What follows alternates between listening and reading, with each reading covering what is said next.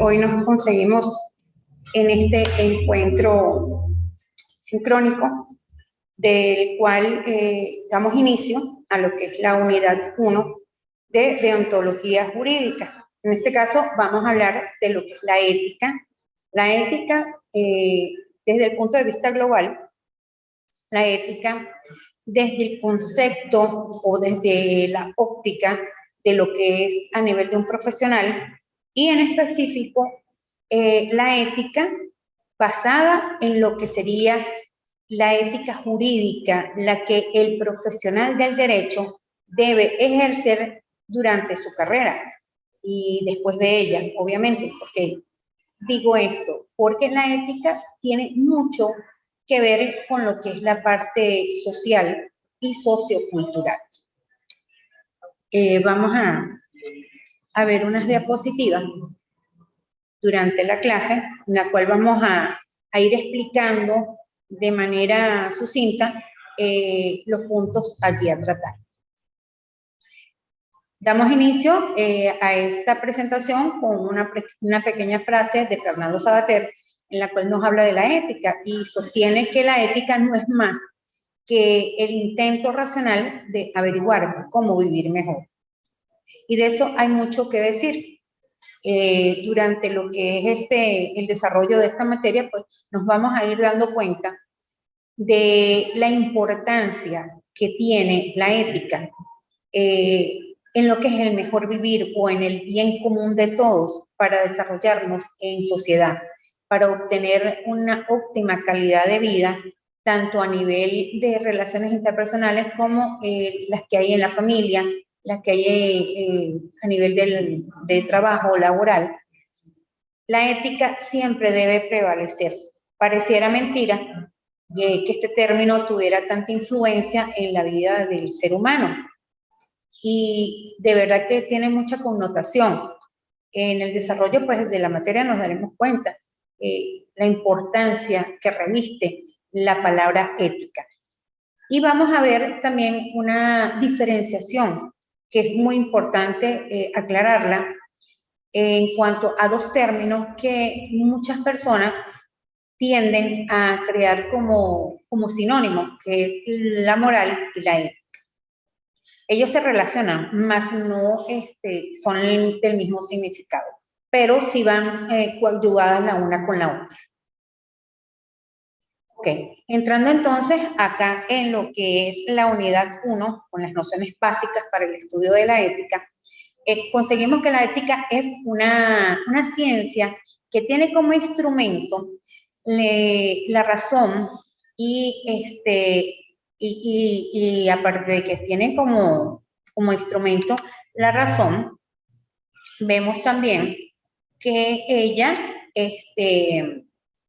tiene un significado o una connotación en cuanto a lo que es estudiar los actos humanos. O sea, ella es un instrumento que permite que estudiemos primeramente lo que es la razón y segundo, los actos humanos que se desarrollan en base a lo que es la razón. Tratar de emitir juicios sobre lo que es la honestidad o lo que es la moral de algo es siempre la causa o la razón de ser de dicho juicio. Al hablar de juicio, obviamente, pues estamos dando como ese punto de lo que viene siendo la razón, que conlleva a lo que es la razón y cuál es la causa de ser de la razón.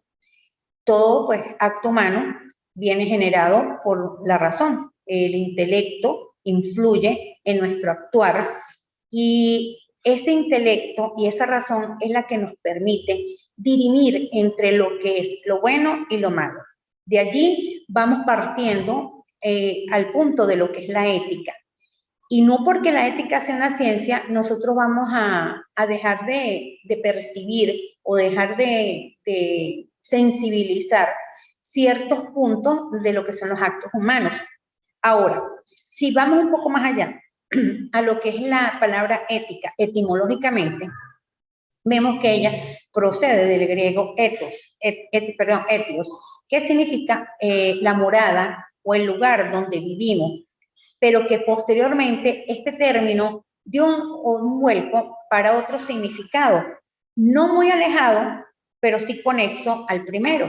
En este sentido, pues podríamos decir o descifrar de que el término que inicialmente creó la palabra ética en griego tiene el significado de carácter o el modo de ser que una persona o un grupo ha adquirido a lo largo de su vida. Entonces, allí vemos cómo confluyen todo lo que he venido diciendo desde el inicio de la clase. Venía hablando de lo que es los actos humanos, del intelecto, de la razón, de dirimir entre lo bueno y lo malo. Y esto converge en este significado. Primeramente habla del carácter. El carácter, cómo se instruye, cómo se forma el ser humano en su actuar. Muchas veces pues pensamos que al hablar de carácter estamos hablando del carácter de que si tiene buen carácter o mal carácter. No es ese tipo de carácter al cual nos estamos refiriendo, es cómo la persona se forma, cómo su personalidad se define y cómo esta persona utiliza este instrumento que es la razón para dirimir y aparte de dirimir, tener como un discernimiento en cuanto a lo que es bueno, lo que es malo, lo que es el deber ser y lo que no debe ser. Entonces aquí vemos que esto no va dirigido solamente a una persona, podemos hablar de un grupo o de una comunidad, de un colectivo, y que esto pues influirá tanto en la persona como en ese grupo a lo largo de su vida. Como dijimos inicialmente, la ética es una ciencia, lógicamente, y por ser una ciencia tiene una disciplina, pero esta es una disciplina filosófica, la cual se dedica a la parte de la reflexión moral. Allí hice yo un comentario al iniciar esta clase de que tendía a las personas a confundir el término moral con el término de ética. Y hice la aclaratoria de que no son sinónimos, pero sí son conexos, sí tienen mucha relación. Y aquí en este inciso que estoy haciendo, vemos de que nos habla de que la ética es una disciplina filosófica, la cual está dedicada a la reflexión moral. ¿Ok? Luego tenemos un breve esquema que nos va a hablar de lo que es la ética, ¿sí? De cuáles son aquellas características preponderantes en la ética. Y vemos que la ética tiene por carácter principal, que es una virtud. Virtud porque es algo que el ser humano adquiere y que por esa adquisición emanada de ese razonamiento, de ese carácter con el que se forma, va como desarrollándola, mejorándola o perfeccionándola. Como también puede existir aquellos de que esa virtud la desechan y la deterioran. Continuando entonces con esas características, vemos que la ética también nos da responsabilidad. Al adquirir al tener una ética definida, al tener una ética en nuestra vida, desarrollamos una virtud. Esa virtud que es inherente al ser humano. Y si nosotros esa virtud la cultivamos y la mejoramos, de inmediato vamos adquiriendo otros valores, otro tipo de características que permite la formación integral del ser humano, tales como es la responsabilidad.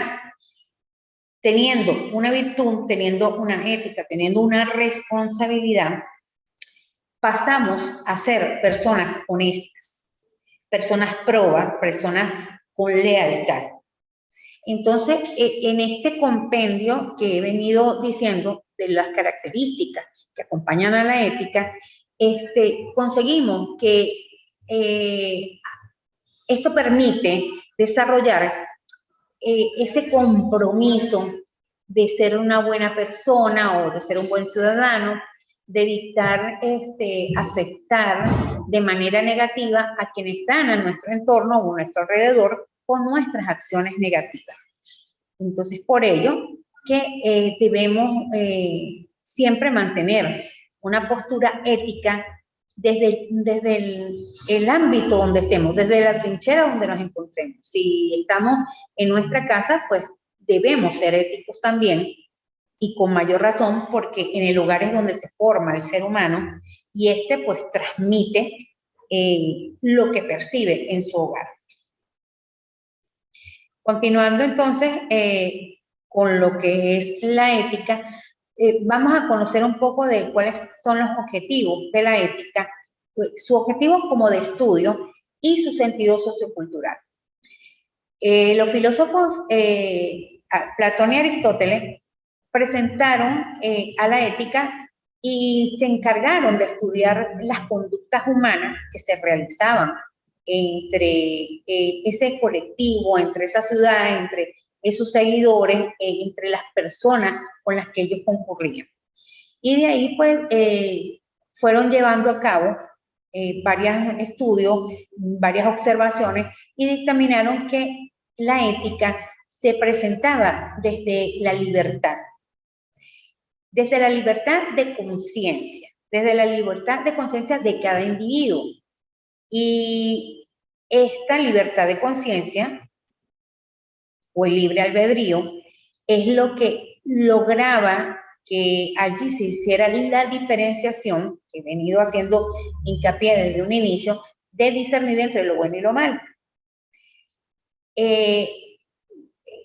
A raíz de todo esto, se consiguen con unos principios de vida en los cuales se va a desarrollar esta ética, y esta ética viene implícita en distinción, primeramente, de lo bueno y lo malo, y a partir de un análisis previo. ¿Por qué de un análisis previo? Bueno, lógicamente, cuando uno se le presenta alguna situación X, en el campo en donde estemos, siempre vamos a reflexionar o a cavilar qué tipo de situación es la que estamos viviendo, y ese es un análisis que estamos haciendo al respecto de esa situación. En base a ese análisis, entonces vamos a clasificar qué tan bueno o los pros que tiene esa situación, como lo malo o los contras de esa situación, y los vamos a sopesar para decidir si esa actuación que vamos a llevar a cabo es buena o es mala, si está entre el deber ser o entre lo que no se debe hacer o no debe ser, y qué tanta afectación podría tener este actuar o esta razón por la cual nos hemos guiado, o qué beneficio podemos aportar con esa actuación. Entre estas diferentes facetas en las que nosotros nos desenvolvemos, vemos que el sentido sociocultural de la ética adquiere un significado, ¿sí? A partir del actuar ético del individuo, ese actuar que puede venir desde la aceptación por parte del individuo, donde hay una serie de normas que están establecidas en la sociedad y que por consiguiente están determinadas. Allí podríamos entonces llevar el ejemplo de lo que es el derecho. El derecho, la sociedad, los seres humanos y la ética convergen. ¿Para qué? Para desarrollarnos en sociedad, para tener un bien común, un mejor vivir. Y para que todo esto fluya de la manera más idónea, deben existir esos principios, deben existir ese tipo de normas establecidas dentro de esa sociedad.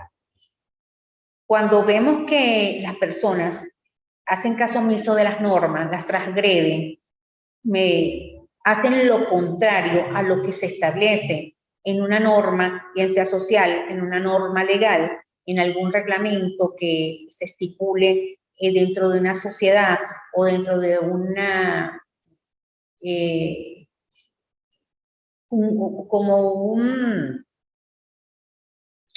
como un conjunto, un conglomerado de esa sociedad, allí entonces es cuando esa persona que es la transgresora cae en lo que es la anominia, ¿sí? Porque ya de anarquía pasaría a no hacer caso a lo que la norma establece. Ya allí quiere actuar a su libre albedrío, pero ese libre albedrío siempre va a estar como un poco desviado de la razón de ser, un poco desviado de pensar en el colectivo, sino solamente lo ve desde su punto de vista, desde su conveniencia y desde su punto de vista de lucro, también pudiese ser. Entonces, allí la persona cae en el término antiético. La ética, entonces, es, por tanto, esa ciencia con un sentido sociocultural, con principios filosóficos, que busca descubrir, clarificar y comprender las relaciones que se establecen entre el ser humano, los valores que hay dentro de las normas, bien sean normas morales o bien sean costumbres de la sociedad, el costumbrismo de la sociedad, o de esos parámetros sociales en los cuales todos debemos tener en cuenta, porque están allí en la sociedad, están expuestos para que las personas lo acojan o lo desechen. Pero en este caso, nosotros vamos a hacer hincapié en esa aceptación de esos valores, en esa aceptación de esas normas morales, de esa aceptación de lo que es el deber ser y cómo se debe ser. ¿Y por qué? Porque de allí es donde vamos a desarrollarnos en la vida social, desde todos los ámbitos, como lo dije inicialmente.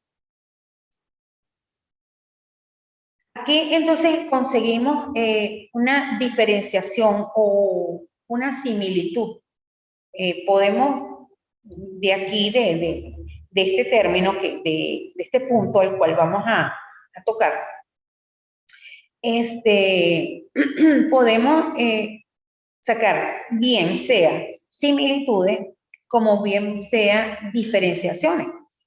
Y ese término o ese punto en el cual vamos a hablar ahorita es el juicio moral y el juicio ético. El juicio inicialmente es una facultad del alma que permite diferenciar entre el bien y el mal. Vuelvo y repito ese punto que lo he hecho desde el inicio de la clase. Entonces, este juicio que viene emanado del alma y que permite esa diferenciación, se pone en cada palabra o se pone en cada raciocinio o en cada dictamen que la persona bien tenga a hacer en un momento determinado. Hablando entonces de estas dos diferenciaciones, vamos a ver cómo, en sí qué es el juicio moral. El juicio moral es el acto mental, ¿sí?, que establece una cierta conducta o una cierta situación y que tiene contenido de carácter ético, o por el contrario, esta carece de esos principios, ¿sí? Vemos aquí, entonces, lo que decía hace un instante, cuando las personas transgreden lo que son las normas, cuando las personas van en contra de lo que es la norma, creando más allá que de una rebeldía, pasando a ser como unos desaforados y buscar nada más un beneficio o un lucro a mundo propio, obviando desde todo punto de vista lo que es la comunidad, lo que es la sociedad, lo que es el colectivo donde se desarrolla. Y pues muchas veces nos conseguimos con que entran en la parte de la anominia, que es cuando la persona no quiere acatarse o ceñirse a ciertas normas, a ciertos lineamientos, a ciertos parámetros que están establecidos dentro y fuera de la sociedad. Si vemos entonces el otro término, que es el juicio ético, El juicio ético está enfocado más a lo que es la definición de lo que son los conceptos correctos o incorrectos. Está como en búsqueda, perdón, de esos desacuerdos a los ideales, a los valores, bien sean morales, y que juzgan las acciones. Desde el juicio ético podemos nosotros darnos una apreciación o una valoración en cuanto al desempeño profesional de alguien que esté incurriendo en X falta. Por ejemplo, aparte de ser, el ejemplo que voy a citar en este momento, aparte de ser transgresor de norma, es también como que propicio para hacer un juicio ético al respecto. Últimamente hemos visto en las noticias, en las redes sociales, esa cantidad de personas que no son profesionales de ciertas áreas, en este caso se han presentado en el caso de la medicina, odontología en específico, que están practicando la profesión sin tener una preparación previa, sin tener una profesionalización al respecto, y pues engañan a la colectividad haciéndose pasar por odontólogo.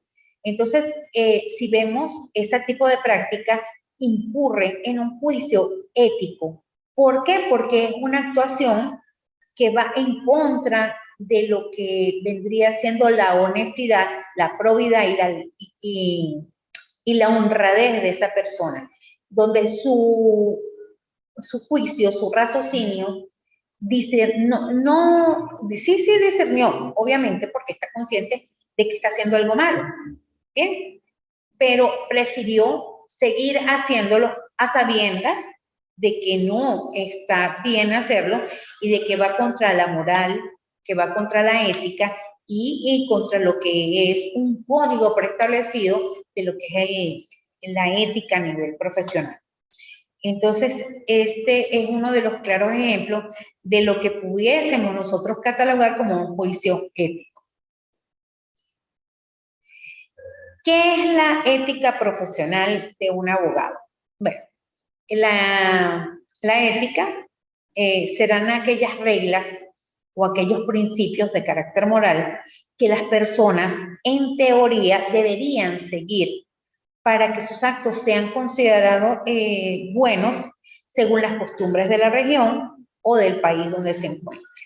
Porque de repente aquí algo que está catalogado antiético en otro país puede ser que no, puede ser que sea algo normal o algo que sea una costumbre.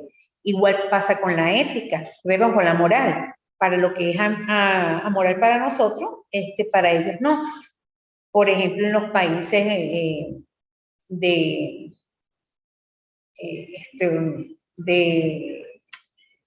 los países del Mediterráneo, aquellos, no tanto el Mediterráneo, vendría siendo como los árabes, ¿sí? Ellos tienden, los países islámicos, a ver muy normal de que un individuo pueda tener más de 2 esposas, puede llegar hasta tener 10 de acuerdo a su capacidad económica, mientras que aquí en Venezuela pues eso sería bigamia, y pues no está ni permitido moralmente, ni éticamente, como tampoco está permitido legalmente. Entonces allí vemos que según lo que es la costumbre de la región o el país donde se encuentra. La ética de un abogado será, por tanto, esas normas de conducta que rigen la profesión, en este caso la profesión del abogado, y aquellas que proporcionan la mejor manera de hacer el bien.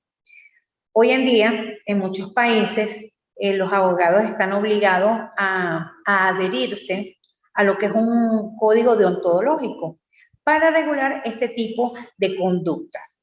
En caso de no cumplir con estos códigos internos, podría ser sancionado e incluso separado de su profesión, cosa que sucede, por ejemplo, un abogado que esté cometiendo actos antiéticos y es denunciado, ¿a dónde lo van a denunciar? Lo denuncian ante el Tribunal Disciplinario del Colegio de Abogados, el cual regirá por lo que es el código deontológico del abogado, ¿sí? El código de ética del abogado venezolano.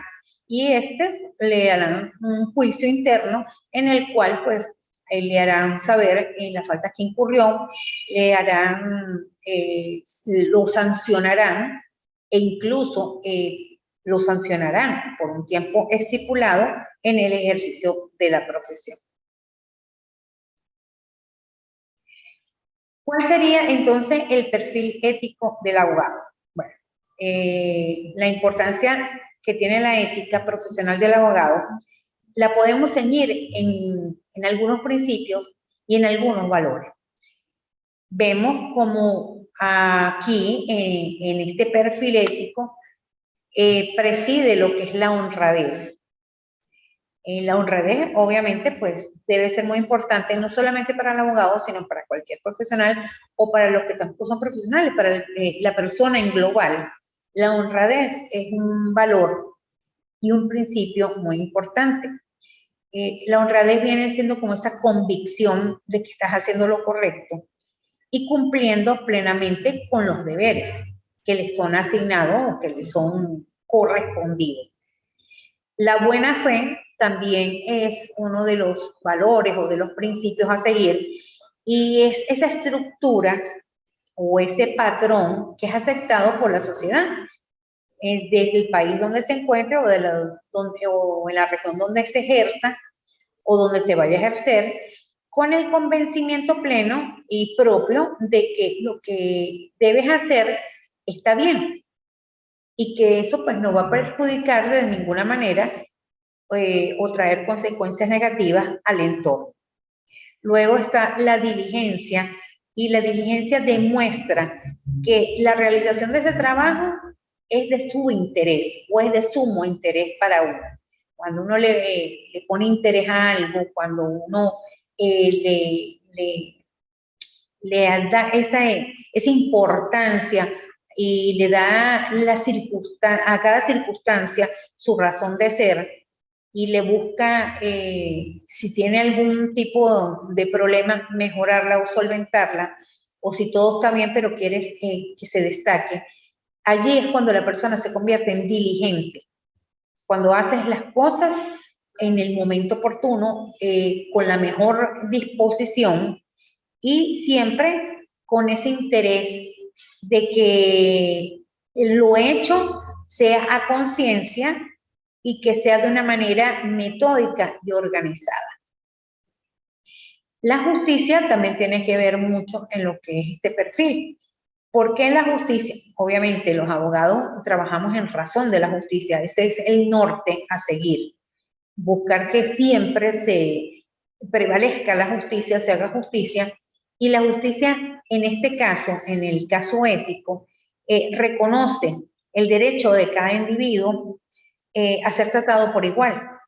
Nadie puede venir a socavar o a menoscabar a otro ser humano en sus principios, en sus valores, en sus derechos, por sentirse superior. Todos estamos en equidad de igualdad, sin que ello dependa de algún tipo de circunstancia, como por ejemplo, en el caso vamos a personificarlo, en el caso de la abogacía. O sea, si estamos en una audiencia, obviamente el juez es el director del proceso, merece un respeto como todo ser humano, pero en este caso, por ser el director del proceso, por ser el que dirige, pues, y por su investidura, merece un respeto superior. Pero no es el caso de que porque el juez o la jueza esté en esa posición, se sienta en capacidad de menospreciar o de humillar o de vejar a las personas que están en ese momento presentes en la sala.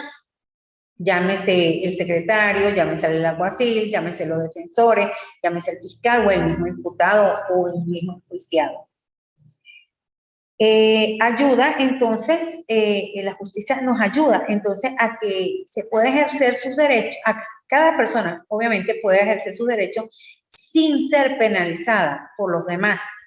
Y la justicia inicialmente es la que busca resolver y dirimir todos esos conflictos y evitarlos a toda costa, buscarle la solución más viable, la menos engorrosa, la menos conflictiva, sino llevar todo a un feliz término.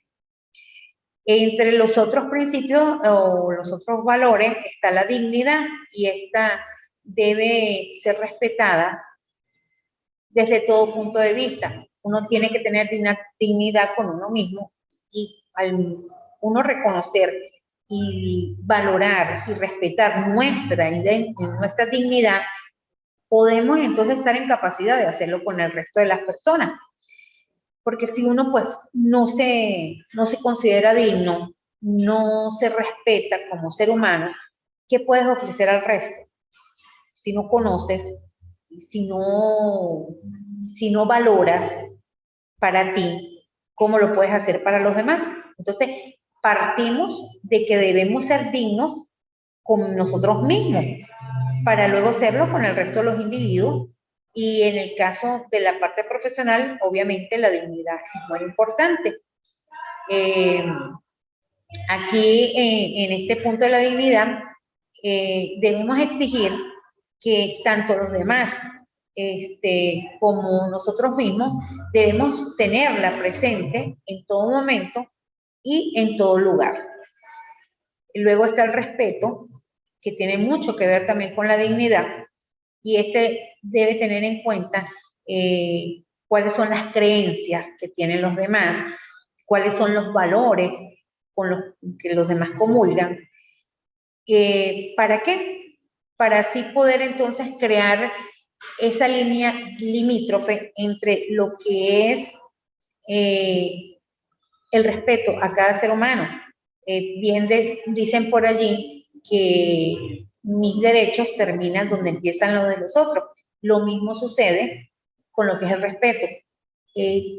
Mi respeto termina donde empieza el respeto al que esté a mi alrededor, o a los que estén a mi alrededor, o a la sociedad en general. Entonces, para que algo se dé de manera próspera, de manera armoniosa, de manera ética, debemos contar con ese respeto.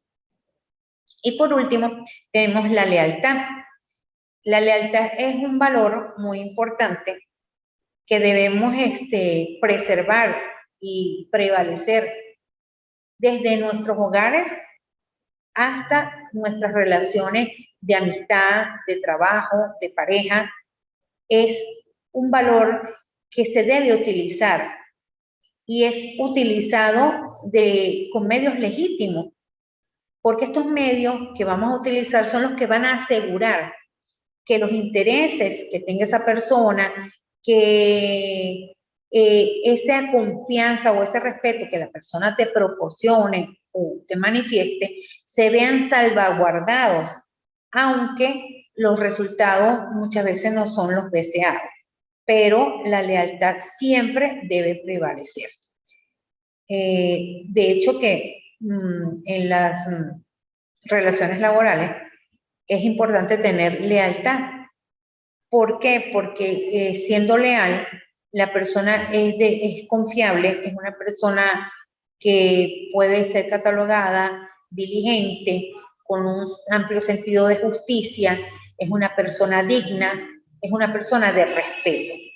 Y esto, pues, siempre dejará mucho que decir para bien de lo que es el profesional, y más en el área del derecho.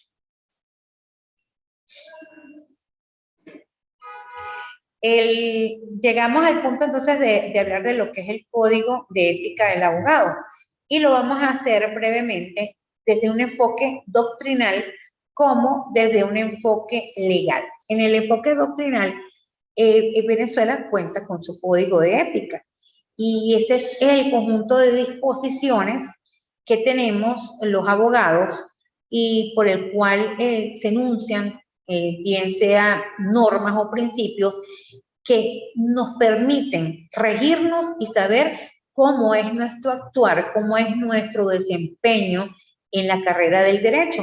Un desempeño que debe ser probo, un desempeño que debe ser catalogado como un digno, como muy digno, a pesar de que, pues, lamentablemente no mucho, pues, por ciertas prácticas malintencionadas y por no poner la buena fe presente en sus prácticas, algunos abogados han creado un detrimento en lo que es la figura del abogado como tal. Entonces somos catalogados como personas deshonestas, como personas deshonradas, como personas que no tenemos lealtad. Y no es así, o sea, no es el común denominador en el área del derecho, pero lamentablemente pues nos tienen catalogados, nos han echado todos en un saco y han sacado esa conclusión generalizándonos que no debería ser.